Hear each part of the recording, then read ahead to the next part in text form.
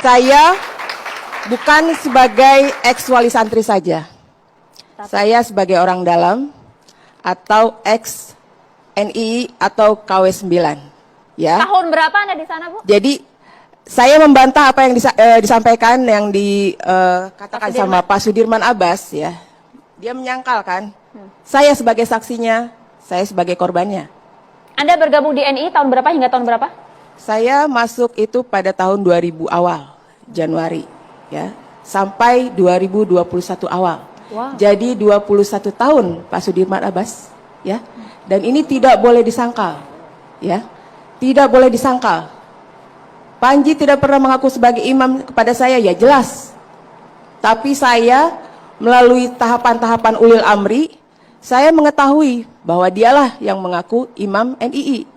Begitu Pak. Yang Anda ya? lihat, yang Anda Jadi, alami, Ibu Leni yang bisa saya diuraikan? alami gitu ya, sampai terakhir dalam program Jamas itu tidak mungkin dimasuki oleh orang luar.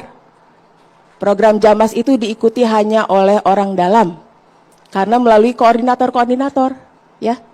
Dari koordinator-koordinator itu terdata, lalu juga dipanggil melalui undangan-undangan yang langsung datang dari pusat, dari fungsional.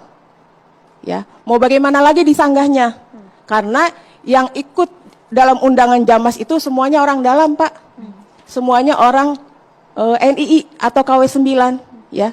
Sekarang kalau misalnya Panji mengatakan tahun 62 itu sudah berakhir, ya mungkin sekarang berdalih begitu karena dia di media berbicaranya gitu.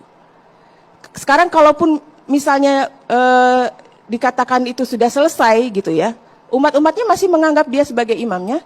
Terus kenapa ada sami'na wa ata'na di sana? Dan semuanya itu harus turut tunduk patuh sama dia. Coba, bisa nggak dibantah? Yang ikut Jamas itu ada orang luar di situ. Sedangkan itu ada data dari koordinator-koordinator. Yang nyeleneh ada. Saya tidak, Ibu dari koordinator Jakarta Selatan, ya. Saya dari Jakarta Selatan, dari Setiabudi, dari Karet Semanggi. Karet Semanggi ujung. Saya masih tahu, masih kenal, masih bisa saya sebutkan jajaran-jajarannya yang bersama saya.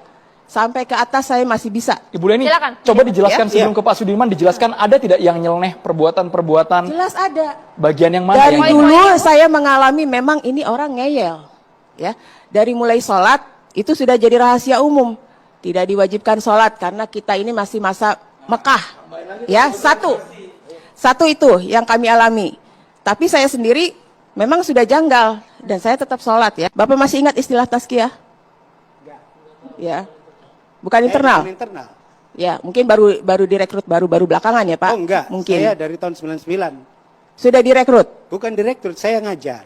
Ya, baik. Saya bertanya juga, tapi selalu dikasih dalil-dalilnya, ayat-ayatnya, sampai terlihat benang putih di antara benang hitam, begitu ya? Ada ayatnya ya, Ustadz?